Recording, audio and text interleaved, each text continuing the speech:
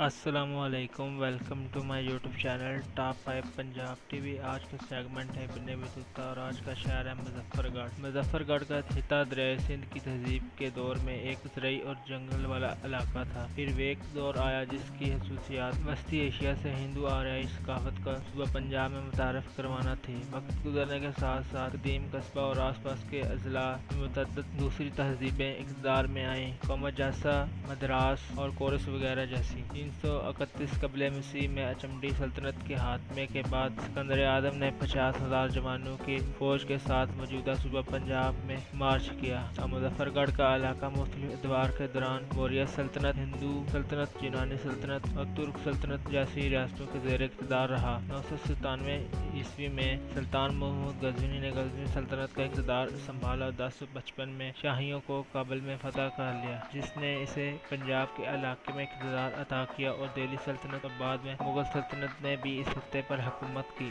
اس وقت کے مشہور بزرگان دین کی آمد کی وجہ سے موجودہ قصبے کا مقام خاص طور پر مسلمان ہو گیا، جن کی درگاہیں آج بھی ان علاقوں میں موجود ہیں۔ مغل سلطنت کے زوال کے بعد سکھوں نے مظفر گڑھ کو فتح کر لیا تھا۔ بعد میں 1848 میں برطانوی راج نے اس علاقے کا کنٹرول سنبھال لیا۔ 1794 میں قصبہ مظفر گڑھ کی بنیاد ملتان کے گورنر نواب مظفر خان نے رکھی تھی، جو اس وقت ملتان کا گورنر بھی تھا۔ اس لفظ کے معنی ہے مظفر کا قلعہ، کیونکہ تاریخی ضلع گورنر کے ذریعے تعمیر کردہ قلعے کی دیواروں کے اندر ہے۔ 1864 میں یہ مظفر گڑھ ضلع کا دارالحکومت بن گیا۔ اس جگہ کو کالے پانی یا بلیک واٹر بھی کہا جاتا ہے، کیونکہ یہ دو دریاؤں یعنی سندھ اور چناب کے درمیان واقع ہے۔ یہ برطانوی دور میں پلوں کے ذریعے آس پاس کی زمینوں سے منسلک تھا۔ تحریک آزادی پاکستان کے دوران مسلم آبادی نے مسلم لیگ اور پاکستانی تحریک کی حمایت کی۔ 1947 میں پاکستان نے آزادی حاصل کی، جس کے بعد ہندو اور سکھ اقلیتوں نے ہندوستان کی طرف ہجرت کی، جبکہ ہندوستان سے آنے والے مسلمان مہاجرین مظفر گڑھ میں آباد ہوئے۔